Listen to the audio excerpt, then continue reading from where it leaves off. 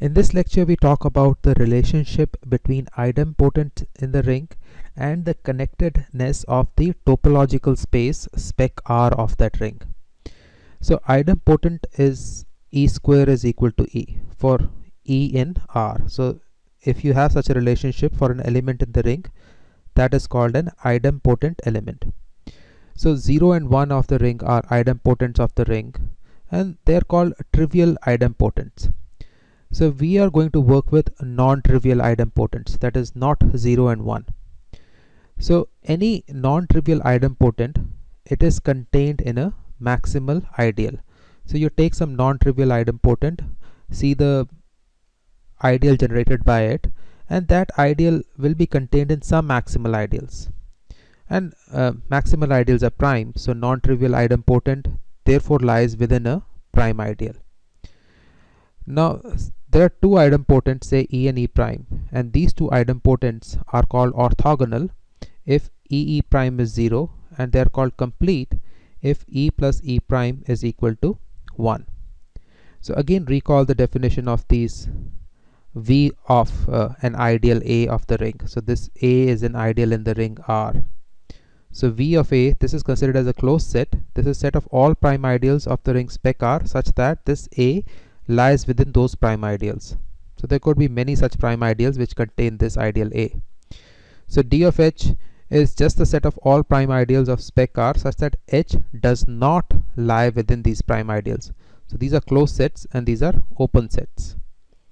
So now we come to the lemma which we want to talk about, which constructs the relationship between idempotents and connected elements of the space.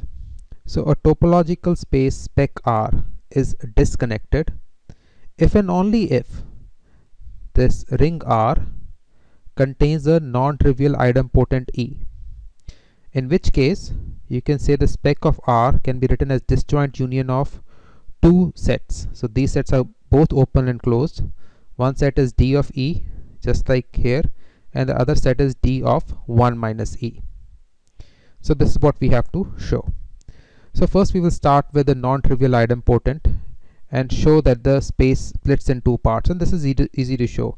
So you set E prime as 1 minus E. So if E is an idempotent, then E prime is also an idempotent. This you can see because you will see that 1 minus E square, this is equal to 1 plus E square minus 2E. So this E square is E, so this again becomes 1 minus E. So 1 minus E square is 1 minus E because E square is E as an idempotent. So if E is idempotent, then this E prime, which is 1 minus E, is also idempotent. Now then E plus E prime is 1. So if you take both E and E prime, they will generate the entire ring. So now we have a complete set here, E plus E prime, so they are going to generate the entire ring. So the prime ideals which contain E will definitely not contain E prime, and both of them cannot lie in the same set of prime ideals. So we have a disjoint union. So the prime ideals which do not contain E and the prime ideals which do not contain E prime. So you can more formally say that the map from R to R by R modulo P, if E lies in this prime ideal, must send E prime to a non-zero element. So D of E, you can think of all the prime ideals which contain E prime, and this D of E prime, you can think of all the prime ideals which contain E. So all the prime ideals which contain E will not contain E prime, and similarly here, so all the prime ideals which contain E prime will not contain E, and the definition is all the prime ideals which do not contain a certain element. So we have been able to construct this, and this was easy because we just have to work with this E plus E prime is equal to 1. So that is the only thing required. So instead of two elements E and E prime, you can have a bunch of other elements. You can have E1, E2, E3, where any two of them are orthogonal. Of them are complete. E1 plus E2 plus E3 is equal to 1. Again, then you can show the same thing using induction. Now in the other direction, so you start with a disconnected space spec R, which is say a disjoint union of two closed sets A and B. So there are a bunch of prime ideals which contain A, and there are a bunch of prime ideals which contain B, but these two are separate categories of prime ideals. And you can just divide them into two classes. Now, since this is a disjoint union, there are no prime ideals which contain both A and B. So A and B together generate 1, or you can say A plus B is 1, where A is an element of ideal A and B is an element of ideal B. Now notice that A times B lies in A intersection B. And now we will make a crucial observation, which is actually the heart of the proof.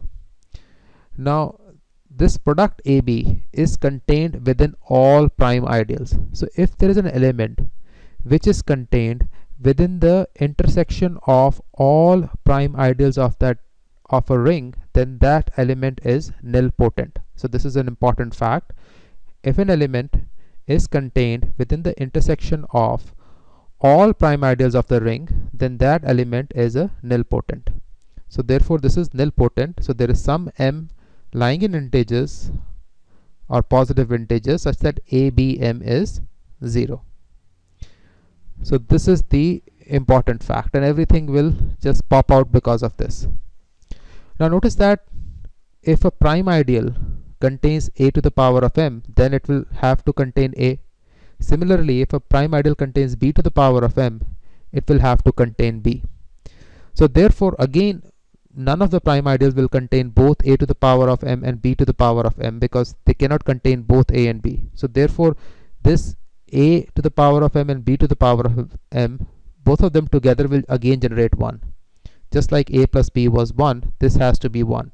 Or there are some elements R and S in the ring R, such that RAM plus SBM is 1. So this is a important observation. And this is what solves our problem. You set the first idempotent E as RAM, and the second, this one, as E prime as SBM. And now we show the three things: that they are complete, they are orthogonal, and they are idempotent. So for completeness, you have to show that E plus E prime is 1 for completeness. So E plus E prime, E is RAM, E prime is SBM. Put it here. Now this is 1, so this is 1, so they are complete. This is done.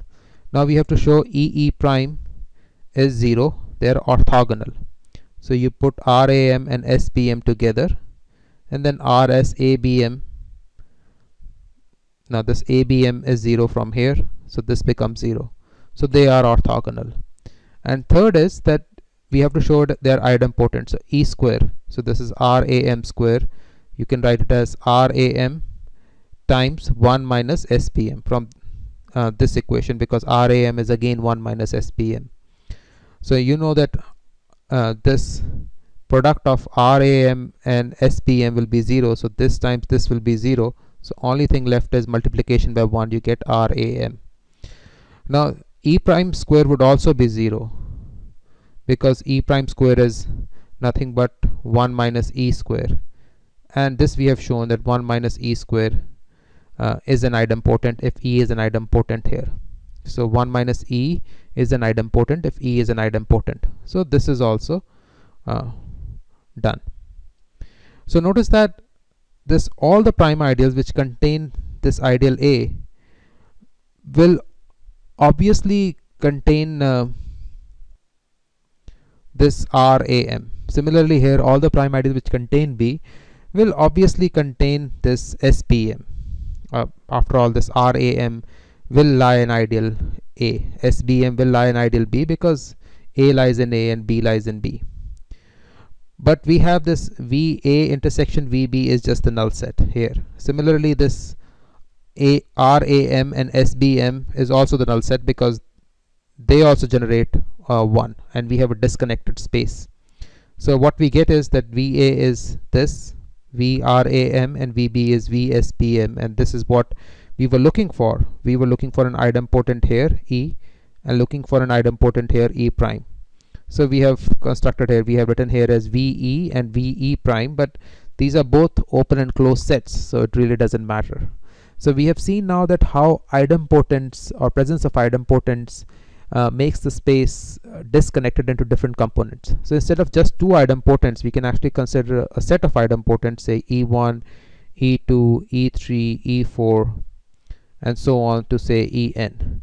And then we just have to see that any two of them are orthogonal, that is Ei, Ej is 0 for I not equal to j, and they are complete. So for complete you have to say that E1 plus E2 all the way to En is 1, and each of them is an idempotent. And then again you can use induction. You can take En as E and the rest of them as E prime, and then use the same procedure. And in this case we will be able to split the space as a disjoint union of these idempotents. Again you have DE1, then disjoint union DE2 all the way to DEN. So these idempotents will determine how many components or connected components of space there are.